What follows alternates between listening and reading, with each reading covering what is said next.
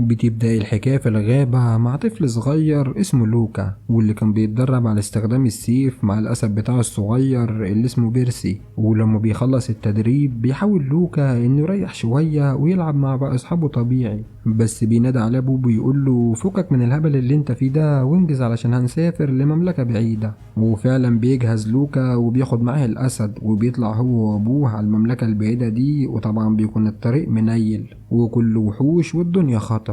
بس بيقدر أبوه إنه يتعامل مع الحاجات دي كلها وبيقتلهم واحد واحد لحد ما بيخلص عليهم كلهم، وبيوصلوا أخيرا للمملكة اللي المفروض رايحين لها. بس هناك بقى قال لهم الحارس انتوا رايحين فين؟ هو أنا شفاف عشان أي حد يعدي كده وخلاص؟ فبيقول له انت متعرفش انا مين ولا ايه؟ ده الملك نفسه هو اللي طالبني. فبيقول لهم لا، لو كان كده يبقى ماشي، وبيخلوهم يدخلوا. وجوه المملكة بنشوف الأمير هاري اللي ضارب شعر أخضر كده وعمال يلعب ويجري، والحراس كلهم خايفين عليه علشان الدنيا خربانة. ولما بيشوفوا لوكا عمال يجري كده ومش فارق معاه حاجة بيجري معاه هو كمان وبيتعرف عليه، وبيفضل كل واحد يحكي للتاني شوية عن نفسه لحد ما بيتحاصروا من الوحوش علشان تخطف الأمير. وطبعا مش بيعرف لوكا إنه يعمل أي حاجة، فبيجري لوكا لأبوه وبيقول له إنه لازم يلحق الأمير علشان يتاخد في الرجلين. فبيروح الحاج جري على مكان الوحوش وبيقدر يقتل الاتنين اللي خطفوا هاري وبيوقعهم على الأرض.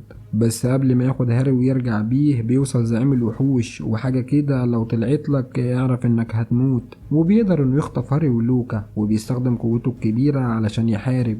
ولما بيكون ابو لوكا بيطلع في الروح بيقول لابنه لوكا خلي بالك ان في حاجة عايشة ولازم تدور عليها لحد ما تلاقيها وتخلي بالك منها، وبس بقى بيتخطف. هاري ولوكا بيفضلوا شغالين خدم عند الزعيم وباقي الوحوش، وبيعدي 10 سنين وبيفضل الاتنين صحاب لحد ما واحد فيهم بيقول للتاني انهم زهقوا ولازم يهربوا من المكان ده. ووقتها بيسمعهم ساجين تاني وبيقول لهم ان الحل الوحيد للهروب من اوضة البراميل. وفعلا بيقتنع الاتنين بالكلام ده وبيروحوا بالليل للحيوانات الميتة، وده عشان الوحوش لما تشموهم تفكرهم ميتين، وبيقدروا فعلا انهم يهربوا من هناك في برميل لحد ما بتشوفهم الوحوش. ولما بيفتحوا البرميل بيفتكروا الاتنين ميتين فبيرموهم في البحر، وده بالظبط اللي كانوا عايزينه. وبيفضلوا يهاجروا بالبراميل لحد ما بيشوفهم وحش وكان نايم برا المكان، وبيطلع يجري وراهم في المية، بس حظهم بيكون حلو وبيعرفوا يخلعوا منه. وهنا بقى بيوصل باقي الوحوش علشان تحاصرهم وبيفضلوا يهجموا عليهم، لكن الاتنين بيقدروا يهربوا منهم لحد ما بينطوا من مكان عالي وبيقعوا على العربية بحصان ماشية. وبياخدهم صاحب العربية عنده البيت، وهناك بيعرفهم على نفسه وبيقول لهم ان اسمه دكتور نيجرو، وان كل مهمته انه يخلص علشان يعمل كده ومفيش حل غير انه يفتح بوابة علشان يعدي منها. فبيقول له هاري طب هسيبك انا بقى اما اشوف انت هتعمل الكلام ده ازاي، وهروح انا المملكة بتاعتي علشان اشوف حياتي هتمشي ازاي. ولما بيوصل هناك بيتعرف عليه واحد من الحراس وبيقول له ايه ده انت لسه شكلك عبيط زي ما انت كده ليه، وبياخده علشان يدخل المملكة بتاعته. ولما بيقول هاري لصاحبه تعالى معايا المملكة وهعيشك عيشة ملوكي بدل المرمطة دي، لوكا بيقول له لأ، أبويا كانت وصيته ليا إن أدور على أمي لحد ما ألاقيها وأنا مش هكسر كلمتي، وبيسيبه ويمشي. وبعدها بيروح لوكا علشان يدور على أي علامة عن والدته، لكنه لما بيوصل قريته بيشوف إن في أوضة أبوه ما دخلهاش قبل كده، وهناك بيفضل يدور على أي حاجة ممكن يستخدمها لحد ما بيشوف إن في يوميات أبوه كان كاتبها علشان ياخدها ويقراها بشغف. وبيكون مكتوب علشان يفتح البوابة اللي بتديله القوة دي محتاج دم حد من زينيسيا، علشان كده خطف أمه اللي اسمها مادا. وهنا بيقرر لوكا علشان يرجع أمه لازم يلاقي سيف معين علشان يستخدمه ويوصل بيه للبوابة اللي اتفتحت دي ويرجع أمه تاني. وأبوه بيكون كاتبله إنه بطل ويقدر يعمل أي حاجة، بس طبعا لوكا مش بيكون مصدق الكلام ده وفكره إنه ضعيف لحد ما بيسمع صوت جاي من بعيد. ولما بيروح يشوف ايه اللي بيحصل بيلاقي سانشو الطباخ اللي كان دايما مع ابوه، وبيفضل سانشو يعمل له اكل وبيقول له انت كمان جواك دم زنسي وتقدر تشيل السيف زي مامك كانت شايلاه. وبيقول له كمان ان الحل الوحيد لقفل البوابة اللي خطفت امه دي انه ياخد السيف ويروح بنفسه علشان يقفل بيه البوابة ويهزم ليدجا. وبيكون السيف ده مع ملك اسمه بريك وعايش في مدينة جنبهم. فبينام لوكا وبيفضل طول الليل يحلم شوية ذكريات من ايام امه، وبعدها بيفتكر كلام ابوه لما قال له انت لازم ترجع امك تاني. وبيصحى تاني يوم علشان ياخد سيف ابوه، وبيقرر انه يبدأ الرحلة علشان يلاقي سيف الزنسي. وفي الطريق بيفضل يطلع عليه وحوش بس بيقدر يهزمهم لحد ما بيلاقي اسد ضخم، وكان طالع من كهف في نص الطريق. وبيقرر لوكا طبعا انه يهرب منه، بس بيلاقي الاسد مش عايز يهجم عليه علشان بيكتشف انه بيرسي صديق الطفولة، وبيفرح قوي انه لسه عايش وبيقرر انه ياخده معاه باقي الرحلة. وبيوصل الاتنين اخيرا للقرية اللي فيها السيف، بس بيشوف لوكا ان القرية كلها اتدمرت ومفيش مكان سليم فيها، فبيقرر انه ينزل علشان يسأل الناس ايه اللي حصل. فبيحكيله سكان القرية كلهم ان في وحش عملاق اسمه باين هو اللي عمل كده فيهم، وان ده وحش محدش يقدر عليه. وقتها بيروح لوكا للملك وبيقول له مين اللي عمل فيكوا كده، وانه عايز السيف علشان يرجع امه. فبيقول له الملك ان السيف مع الوحش ولو عايزه يروح يحاربه بنفسه. وطبعا بيروح لوكا وبيقول هو ده اللي محدش مالي عينه، بس بيلاقي فعلا انه وحش قوي ومش بيقدر عليه لوكا، وبيقع مجروح على الارض. ولما الكل بيفتكروا انه ماتوا بيكتشف ان في واحده صاحبته اسمها بيانكا كانت تعرفه من زمان، اخدته عندها وعلقته لحد ما بيقدر ياخد السيف وبيهرب على ظهر بيرسي. بس برضه بيفضل الوحش وراهم ومش عايز يسيبهم لحد ما يقول له لوكا انه عنده فكره، وهي انه يضرب الوحش ده في عينه التالتة. وفعلا بيعمل كده علشان يوقع الوحش على الارض.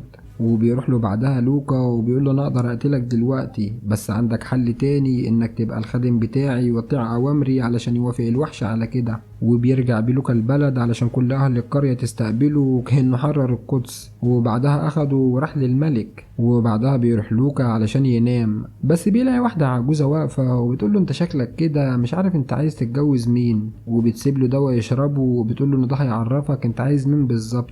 ولما بينام لوكا بيحلم ببيانكا، وبكده بيعرف انه بيحبها، وبينزل عشان يقول لها انه مش عايز حد غيرها وانهم لازم يتجوزوا. ولما بيروح بعدها للملك علشان يقول له انه مش بيحب بنته ومش ينفع يتجوزها، بيقول له الملك لا انت كده تمام قوي عليك هنا، وبيطرده من المكان وبيديله السيف بتاعه، وبيقول له لما تقابل محارب زين سيري حقيقي اديله السيف ده علشان انت مش المحارب ده. وفعلا بيروح لوكا علشان يعيش مع بيانكا في مكان بعيد عن كل الدوشة دي. وبتعدي السنين وبيخلفوا وبيسموه إلياس، والدنيا بتمشي معاهم زي الفل.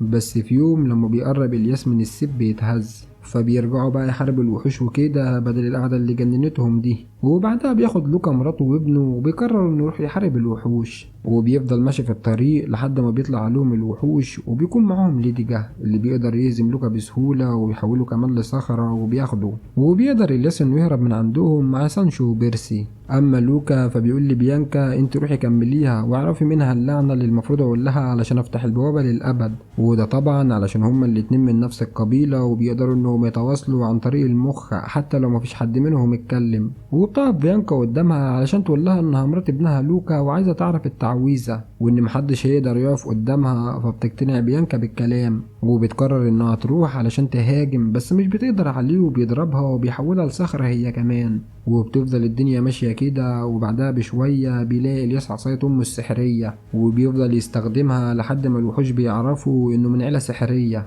وبعدها بيروح لأبوه بالعصاية دي وبيقدر إنه يرجعه بني آدم تاني. ولما بيظهر وحش عايز يقتل إلياس بيرميله لوكا وبينزل بيه على الوحش علشان يقتله من ضربة واحدة. وبيعرف وقتها لو كان ابنه ده هو المحارب القوي اللي يقدر على ليدجا وباقي الوحوش. وبياخده يروح للمكان اللي فيه ليدجا، بس بيلاقي إن فيه ديناصورات كتير وإن الدنيا كده شكلها لبش. فبيقول له احنا لازم نشغل دماغنا كده ونروح نجيب ديناصور علشان يساعدنا بدل البهدلة دي. وبيروح للدكتور اللي كان انقذه زمان هو وصاحبه، وبيقول له لوكا انا عارف ان ممكن الواحد يتحول لديناصور بس مش عارف ازاي وعايز مساعدته. فبيفضل الدكتور متوتر كده وبيقول له هو لازم يعني قصة الديناصور دي؟ انا مش عارف اقول لك ازاي، لان عشان تتحول لديناصور لازم يكون معاك جوهرة، وانا بقى ضيعت الجوهرة دي من فترة كده ومش لاقيها. بس بيقول لوكا خلاص سهلة، مش انت عايز الجوهرة دي علشان تساعدني؟ طب انا بقى معايا حتة من الجوهرة وشكلها كده بتاعتك اللي ضاعت زمان.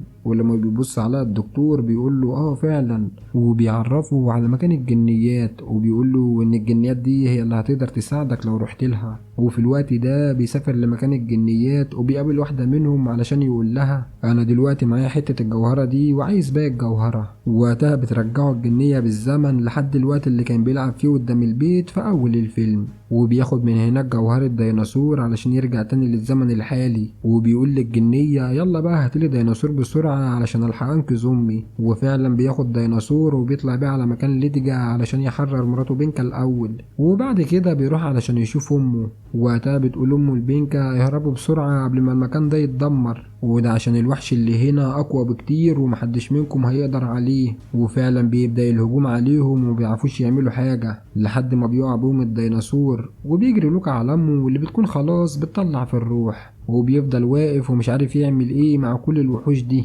ووقتها بتدخل عليهم مركب عملاقة بتاعة الأمير هاري اللي وصل علشان يساعدهم وينقذهم، وبيسيب لوكا وابنه علشان يحاربوا هما الرجالة لوحدهم، بس محدش منهم بيقدر يقتل الوحش اللي قدامه. وعلى الرغم ان لوكا اخيرا كان ممكن يسيطر على الكوكب كله، بس وقتها بياخد البتاعة دي وبيرميها في الفتحة، وده علشان البوابة تقفل من جديد. ولما بيفكر لوكا ان كده خلاص هينتصروا بيحصل حاجة مش متوقعة، وبيقف الزمن بكل اللي فيه الا لوكا اللي بيفضل ماشي ومش فاهم اي حاجة بتحصل، لحد ما بيوصل واحد وبيقول له انت فاكر انك بطل بقى وكده، بس في الحقيقة كل ده جرافيكس ومفيش اي حاجة منه حقيقية، وكل ده حصل بسبب فيروس وانت في الحقيقة في لعبة. وفعلا بنشوف ان كل دي لعبة، والخلل اللي حصل فيها ده هو اللي خلى الزمن يقف. بس بيرفض لوكا يصدق الكلام ده وبيقول له حتى لو دي لعبة انا مش هتخلى عن الناس اللي ساعدتني، وبيرجع اللعبة علشان يفضل يحارب الفيروس. وبيجي معاه الامير هاري علشان يحارب هو كمان لحد ما الاتنين بيقدروا يقضوا على الفيروس. وبعدها بيرجع كل حاجة زي ما كانت، وبيلاقي الامير هاري بيحتفل معاه،